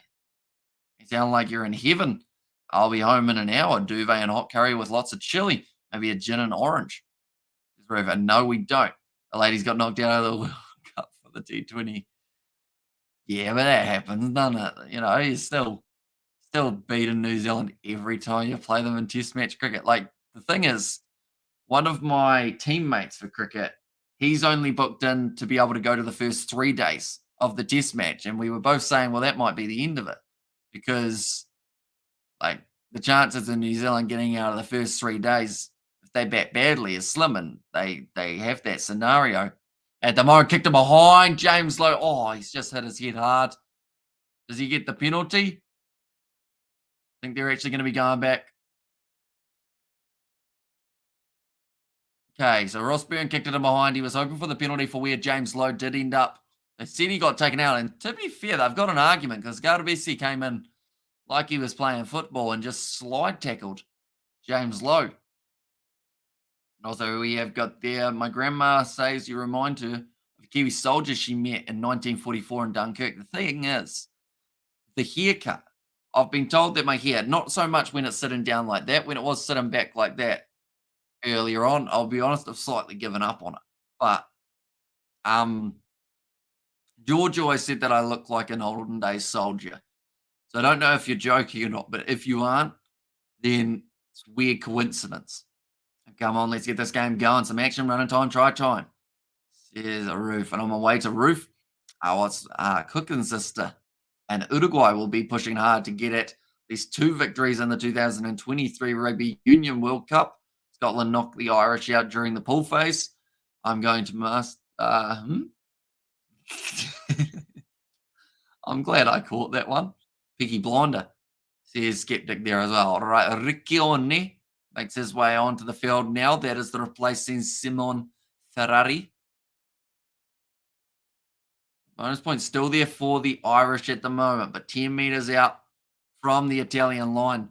Rolling more once again, going to be commencing for the away side. Ripping Kiwi has said hello or welcome in, mate. Hope you are doing well. And also, can you please talk about the game instead of your hair? Says R&R Travels of Asia. You caught us at a bad time. The other about 45 minutes of the game, we have been talking about it. Yeah, tuned in just the wrong moment, unfortunately. I could tell you more about it if you like, though. 10 metres out from the line, Craig Casey.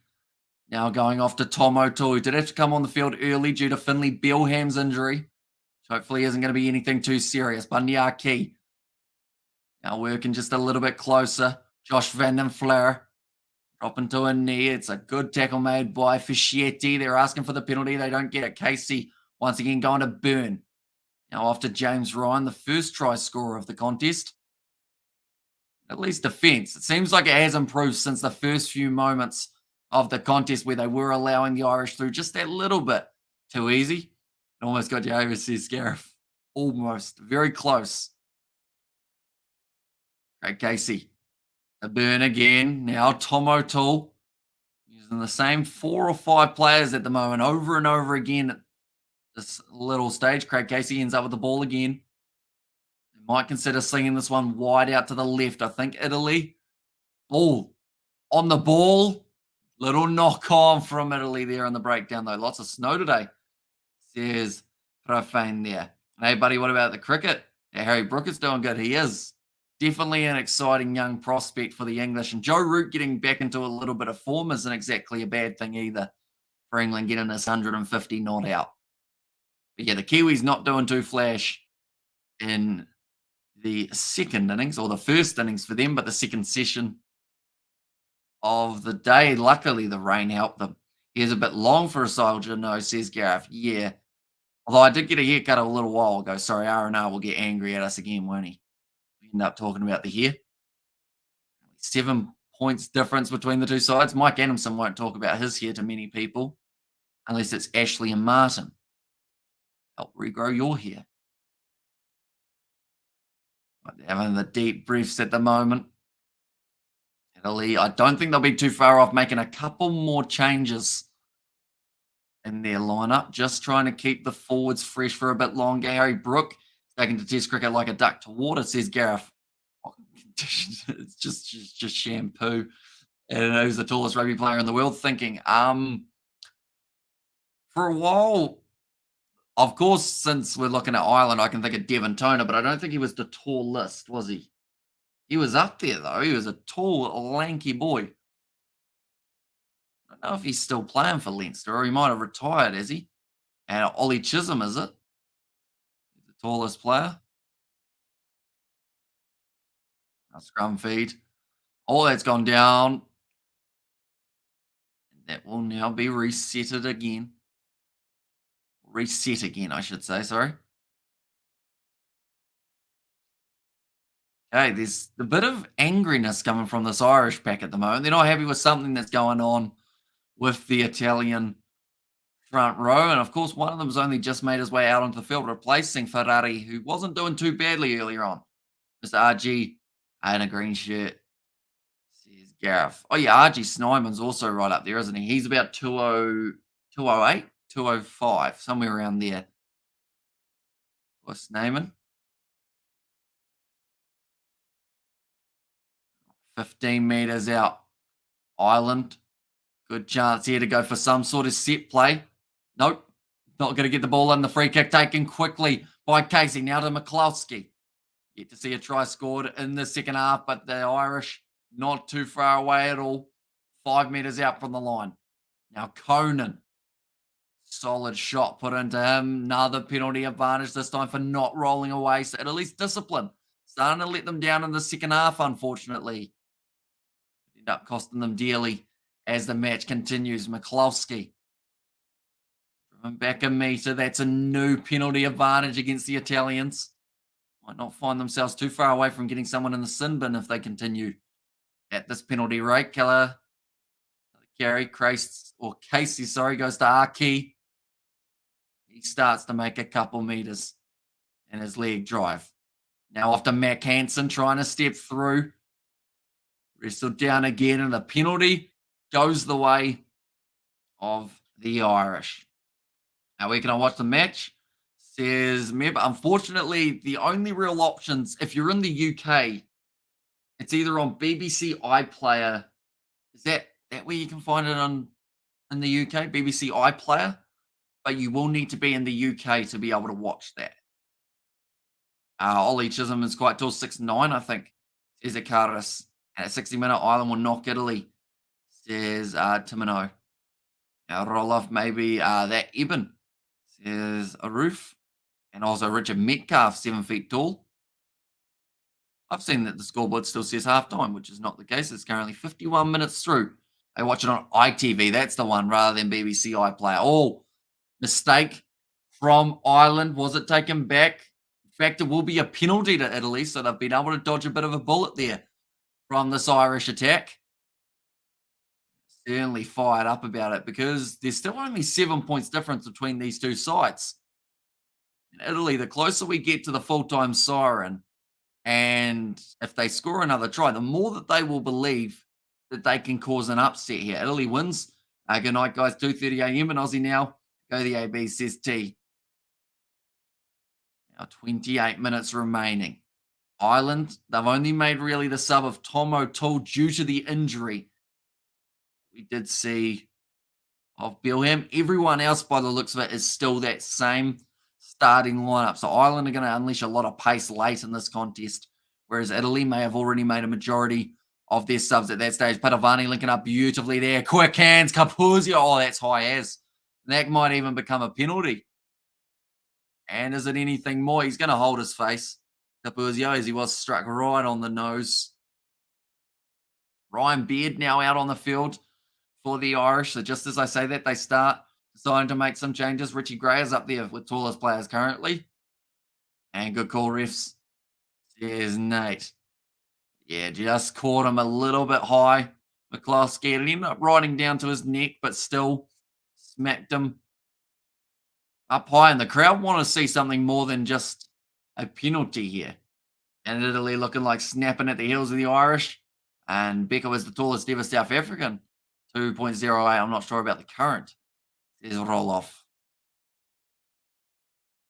McCloskey giving away that penalty, but it didn't cost his side a card. How many Six Nations games have we had so far that haven't had cards now that I think about it? We had two games without yellow cards. That could be a wrong stat, but there's been a couple games that have had double up yellow cards, but then some other games, I think we've been able to avoid them.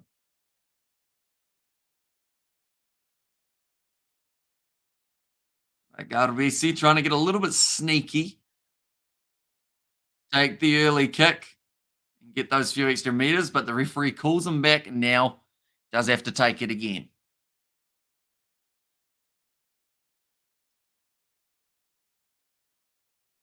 I've just said Italy's ranking at the moment 13th. If they somehow get themselves the victory over Ireland, they could push themselves quite close to that top 10. Big boy Snowman, he's a giant. If I remember, Whitelock is 2 meters 3, same as Alud and Eben. Says Gareth. I remember we did those player thingamabobs, didn't we?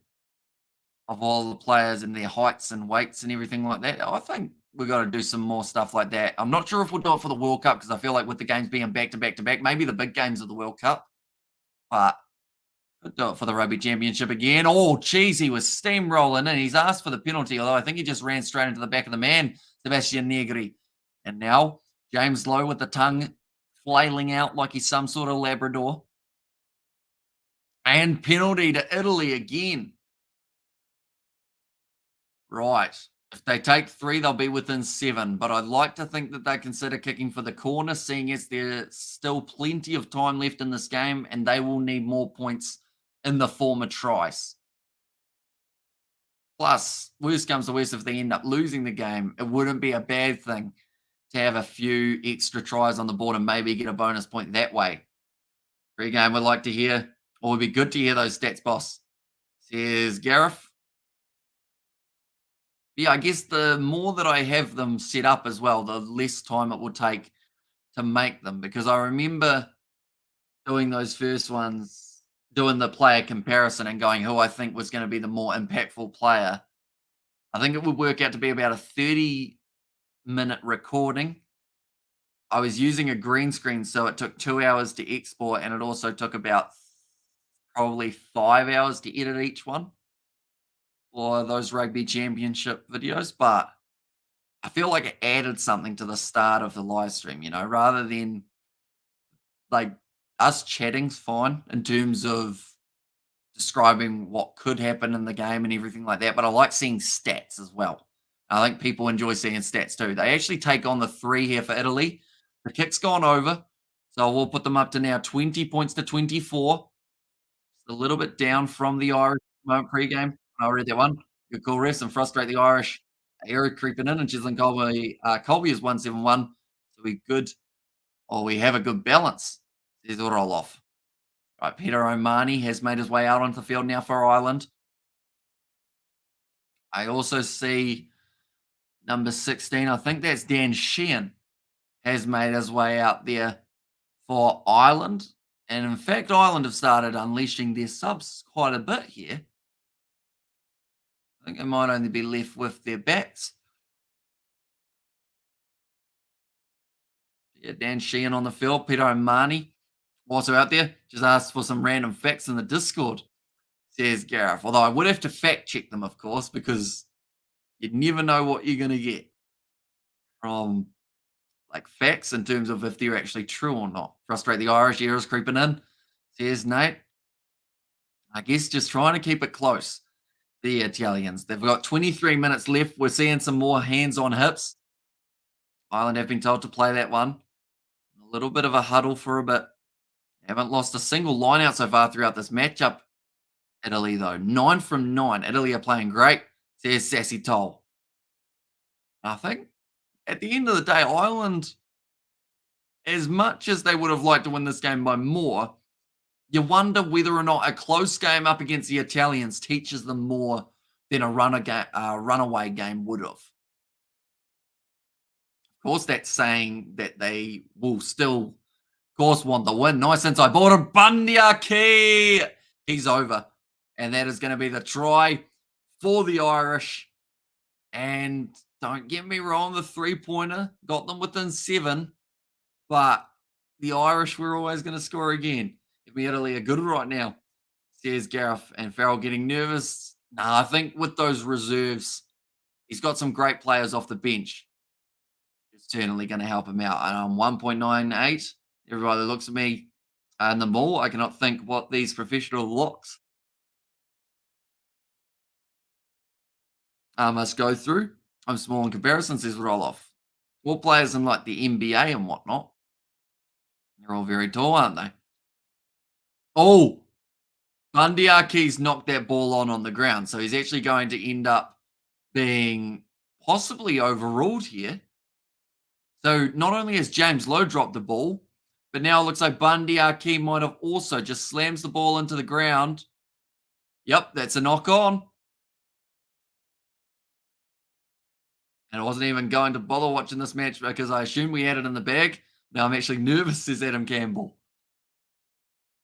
And if you're being honest, Adam, do you prefer, or I know you're feeling nervous, but do you prefer a game where you get nervous down to the wire, or do you prefer a one-sided game?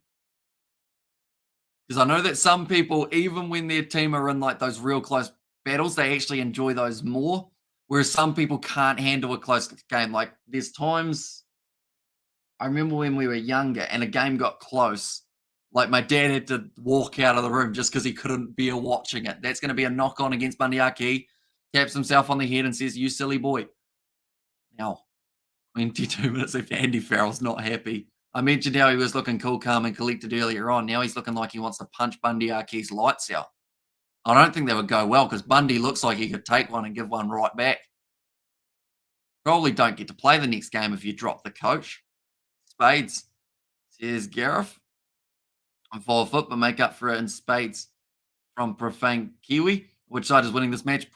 Please predict. I still think Ireland should be able to. Keyword there, should. But it's just very hard to tell.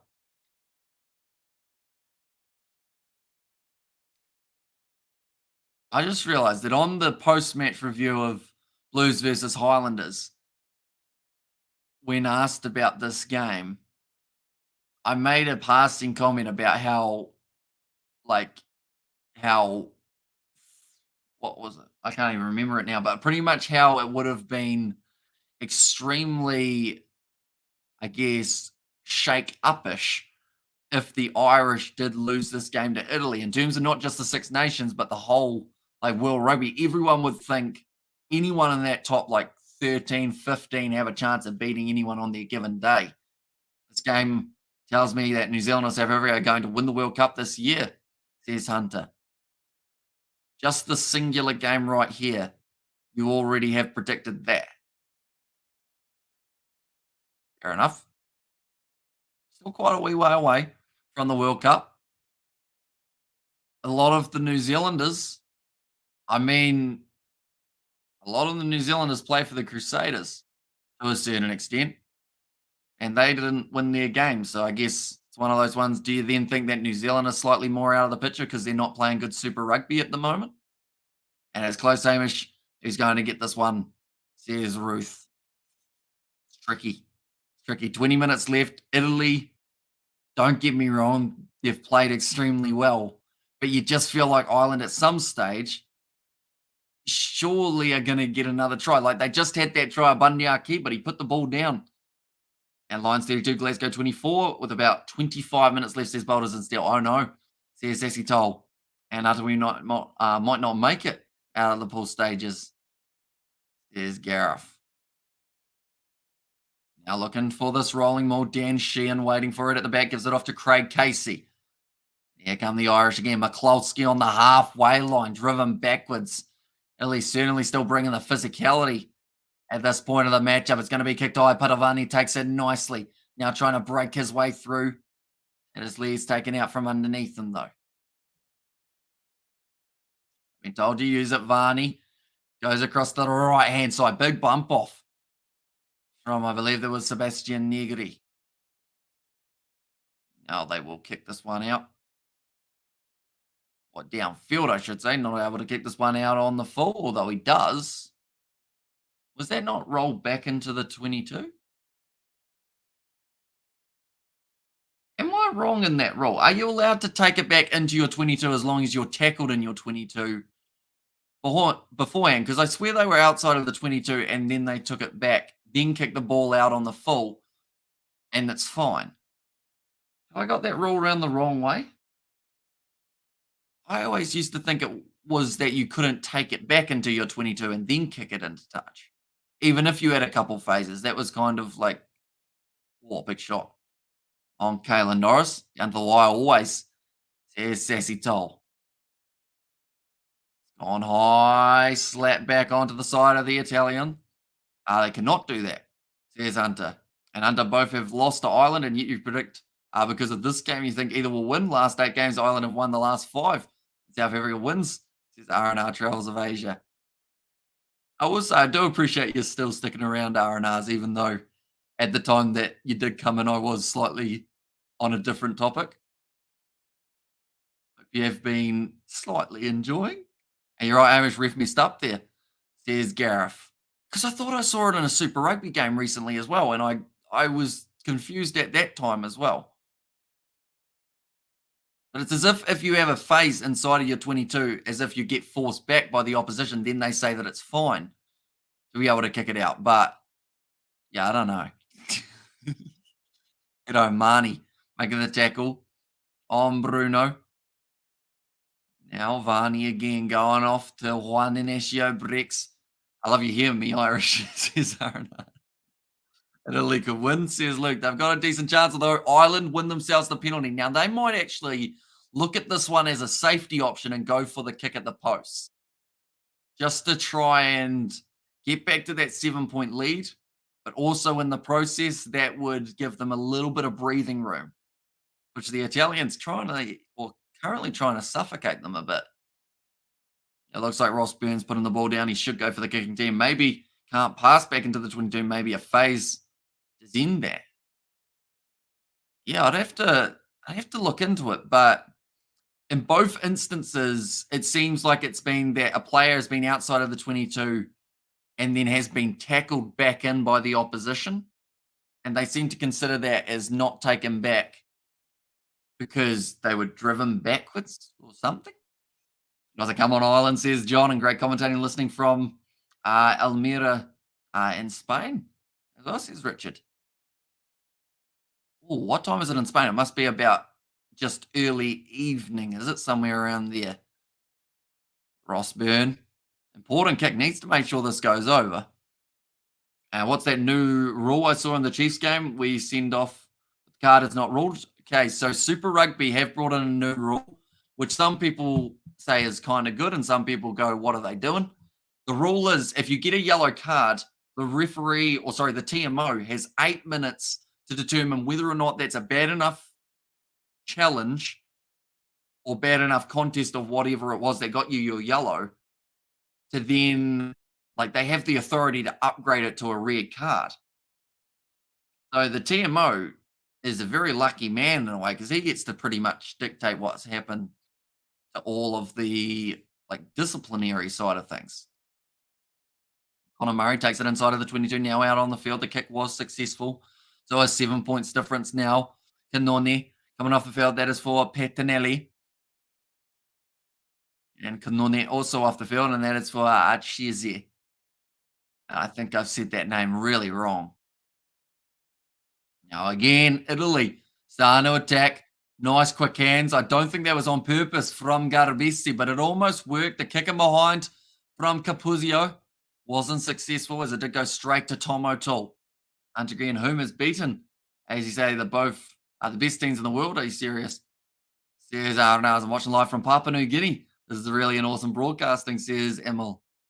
We've actually covered a little bit of Papua New Guinea's Seven Circuit recently and the women's side of things. I think they're actually still the invitational side, so we might get to do a Papua New Guinea game not too far away.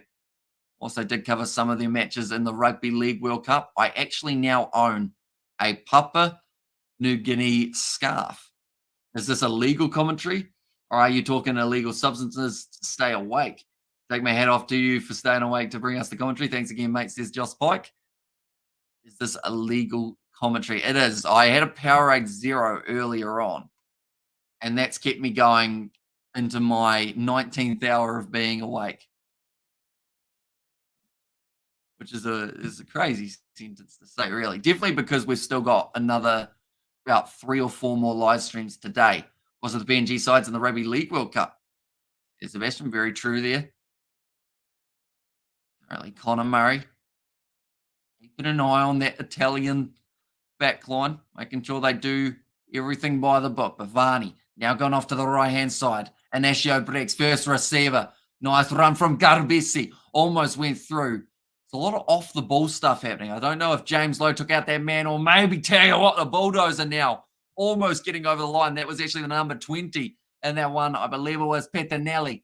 Now the ball bounces out the back. Pitovani has to take it quickly and make the decision to go to ground. Now Garbisi again. Nice hands from Juan Amacio breaks. 10 meters out from the line. Here come the Italians looking for a, what's that? They've tried the cross kick. It's bounced into touch. I mean, if it worked, it would have been brilliant, but it wasn't the option at that stage. Oh, wow, he's an angry Italian. His head's really thin.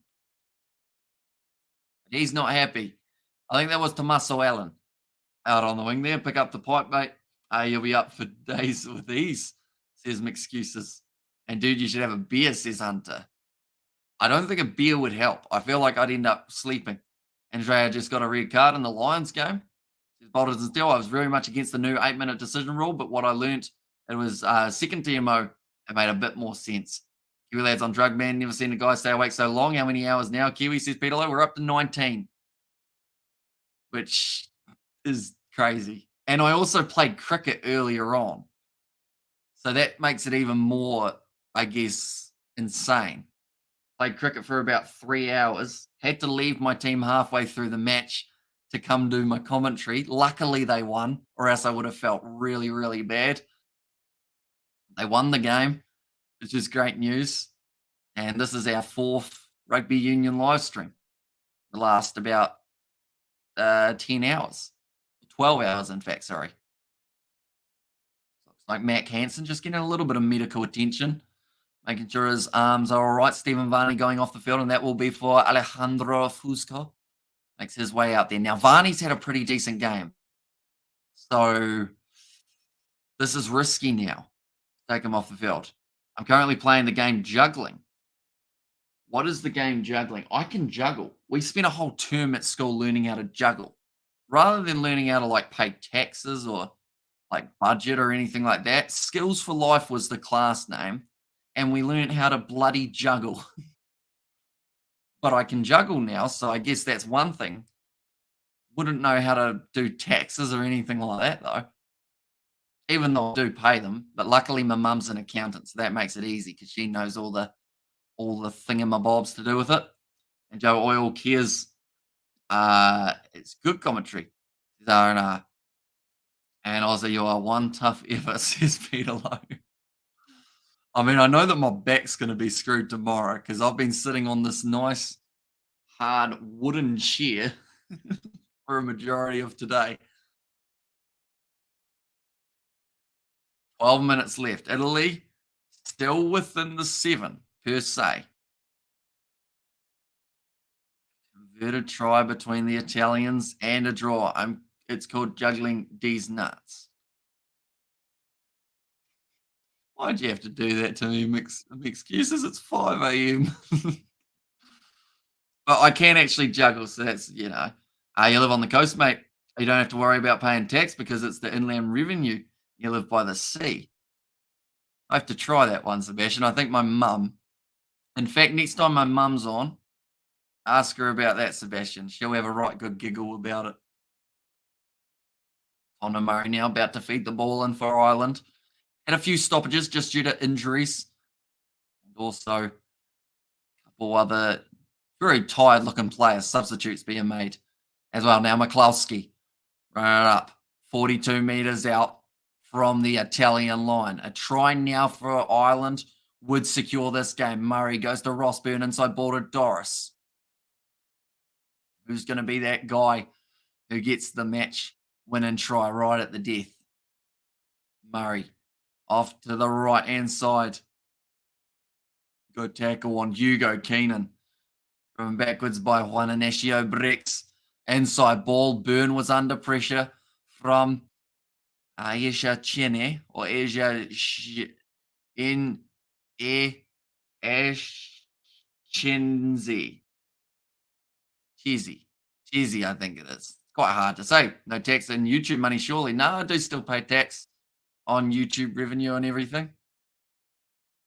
And then that's also not including YouTube's cut that they also take. So I kind of pay it twice in a way.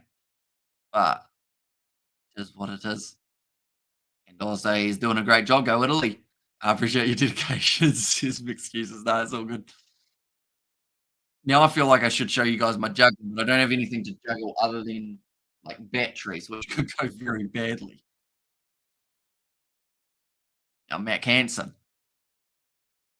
25 meters out, once again across to Doris. Italy need to make sure their discipline's on point because if they get it wrong, Ireland will take the 3 points and get 10 points ahead. Caelan Doris almost going through the gap.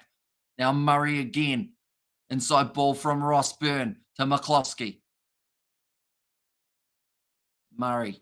This is up to 17 phases now for the Irish. They move into the 22. Conor Murray around the side. Finds the offload of Mac Hansen. That will be the try for the Irish. And that should just about seal the deal for them now. I've got to say, Italy pulling, or put it on a good show. Not a bad side at all. Ireland's playing second-rate team. And also, what is the score? It is currently 27 points to 20, but now it becomes 32 points to 20 with that successful try for the Irish. I'm hoping Italy cause an upset. Uh-oh. Well, unfortunately, there has just been that try scored. So if Italy want to cause the upset, they will have to get themselves 2 converted tries in the next 8.5 minutes, which would also only give them the draw. But who knows? I had to say that, says Peter Lowe.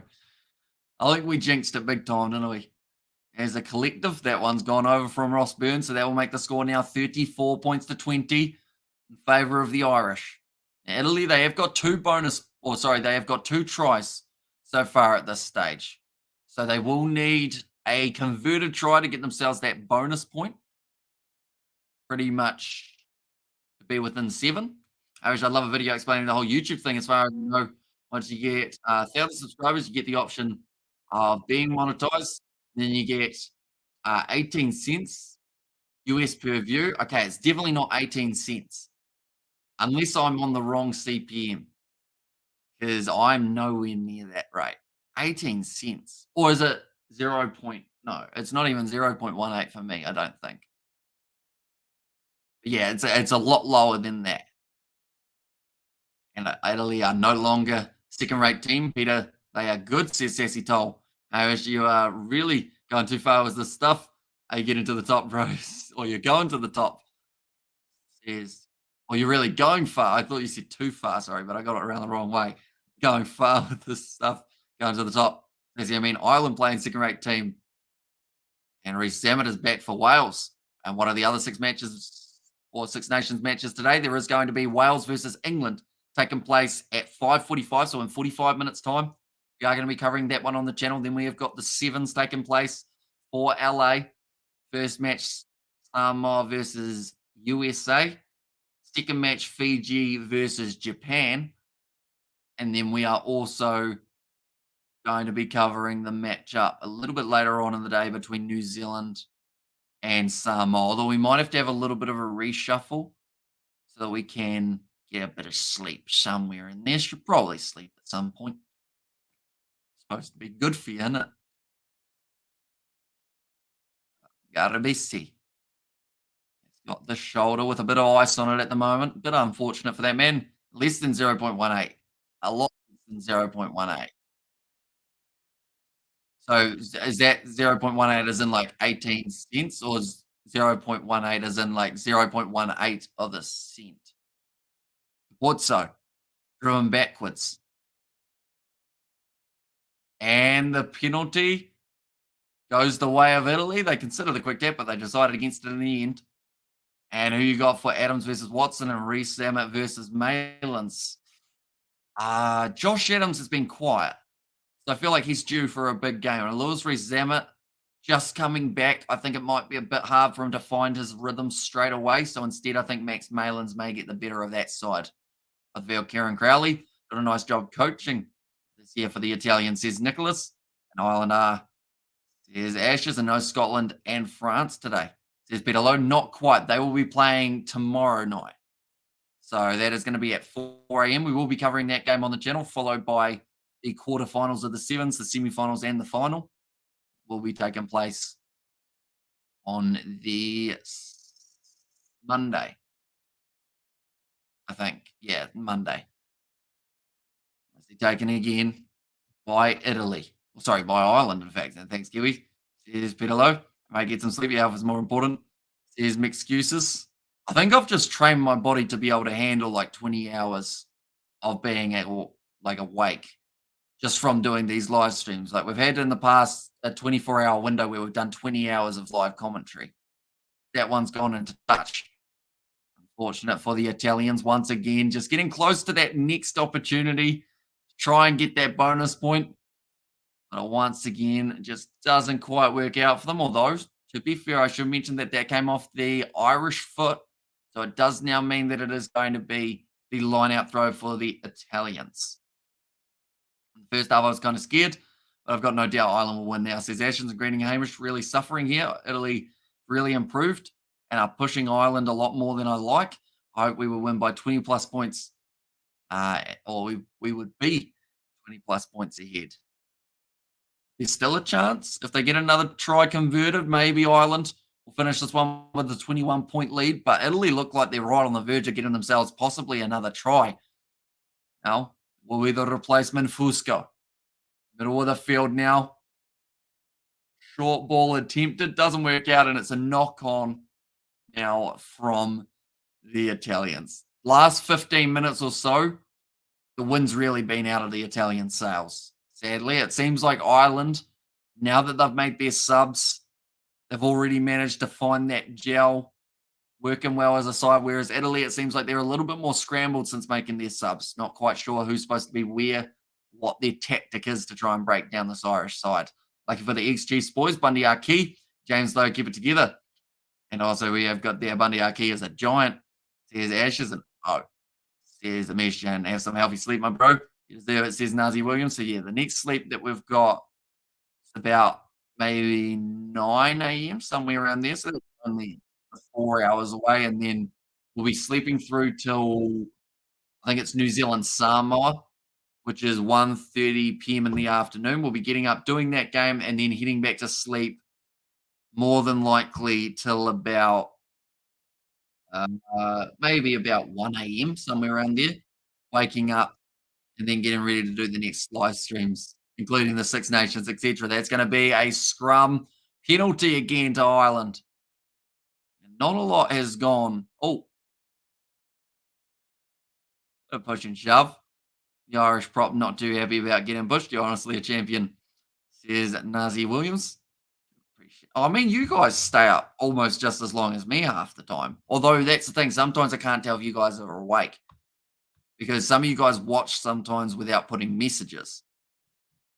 But yeah, some of you guys have been up at all random hours of the night. Bundy Arki is an amazing player, hopefully player of the match. I don't know if he'll get player of the match due to him dropping that ball when he almost scored. So instead, I mean, Ross Burns had a pretty solid game. Who else have the Irish got his?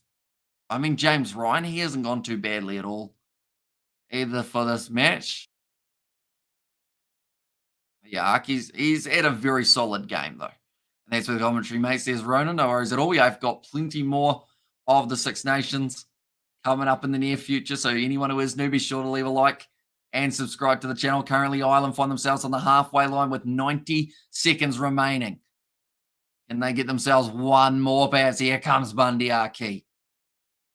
Bit of work on the ground. Oh, okay, no clear release against the Italians. So Ireland get themselves another. Yes, agree, Ronan. Ronan, great commentary. And 3 minutes left. We probably have the win locked up. But hats off to Italy. You're playing fantastic. What's your opinions on Josh Van den Flair? Brilliant player. Always busy. Like, in terms of the amount of breakdowns that man hits compared to other players, not just in the Irish side, but around the world, is insane. He's just a workhorse. And, I mean, 81 metres made. So, yeah, Bundy Aki could have man of the match, perhaps, if they do want to give it to him. I wouldn't oppose too much. Coming Ireland all the way from the Philippines, watching it past midnight. Same Jason. Yeah, there's our thought. First two tries for Ireland in the last week's game against France with forward, sorry. There's Nicholas there. Josh is certainly an amazing player. He's always trying his best. There's Ashes. Now 20 seconds left. Ireland inside of the 22 now. On to the right. Mandiaki again. Connor Murray. Going across. Nice work here. Burn. It just goes in behind. Josh Van den Flair.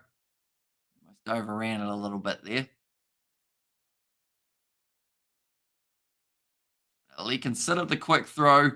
They decide against it. Now they've got a decision to make, though, because they are quite deep inside of their own 22. And they've now got to make the decision of, do you try and travel the 90 meters up the field for a chance at a bonus point? But then that could also lead to conceding another try. I think if you're Italy, you've got to go for it. Because every point in the Six Nations is absolutely crucial. And it does look like they're going to be throwing absolutely everything into, oh, did they just drop that ball? No, it's stuck in the hand of the number 20, Pettinelli. Now back in behind. Going to be Tommaso Allen, one of the other replacement players for the Italians. Knocked out of the hands of Fusco. Now chasing after this, Dan Sheehan.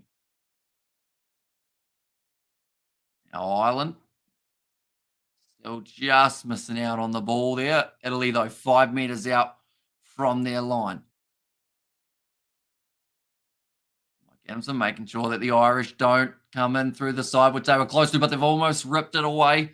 Fusco's done well to just keep it in there. It's almost going to become a scrum, is it? Yeah, it could be anticlimactic.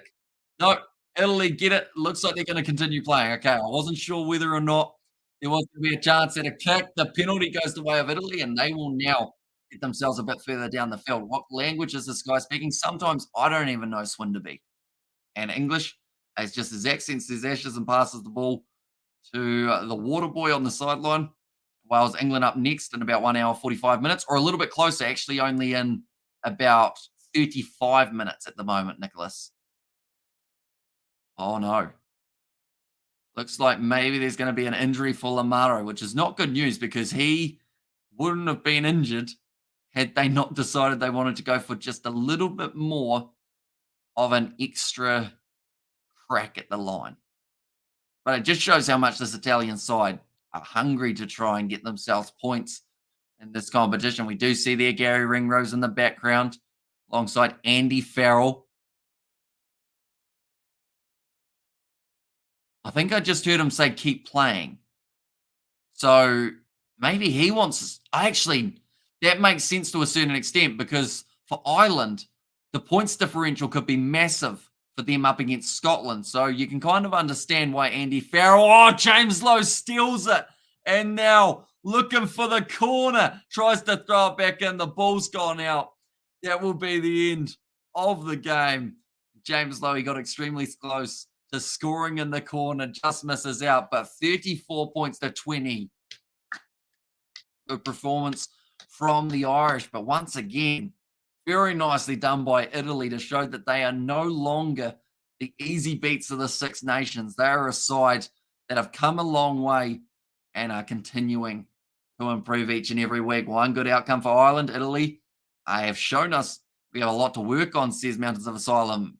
And yeah, I did mention it earlier on. I said that Ireland, to a certain extent, would prefer a close game with Italy so that they can improve rather than a one sided performance. Because normally, one sided affair, you don't learn too much. You just learn pretty much that, hey, we're breaking through defenses easily. But this Italian side, they showed that Ireland, there's still a couple gaps in that defense at times. Scrum time, it was a little bit shaky. Nice work, Italy. Go on, Ireland. Says Nicholas. What time the next game, bro? So it is going to be in 30-ish minutes time. I think it's about 35 till the next matchup does take place. And that will be England taking on the Welsh. And good job, Kiwi. Thanks for the Italy credit. Says Peter Lowe. And thanks so much. Sleep well. Cheers, says Skeptic. And thank you for the commentary, says Jason. No worries at all. And I'm delighted for Ireland and also for the Italian progress, says Jason. Yeah, they've certainly, you look at Italy even 12 months ago, let alone 24. They're doing very, very well. Go have a quick break, boss, says Nate. Normally those quick breaks are the ones that get you. So I think what I'm going to end up doing in between is I had something that I had to do. What was I going to do? Oh, I was going to get the scoreboards all ready for the Sevens live streams. I was going to get them all up and running, work out exactly what Sevens games I'm going to be doing, and then go from there. I arrived here thinking the England game had already started, says Mr. Novel Road. Not quite.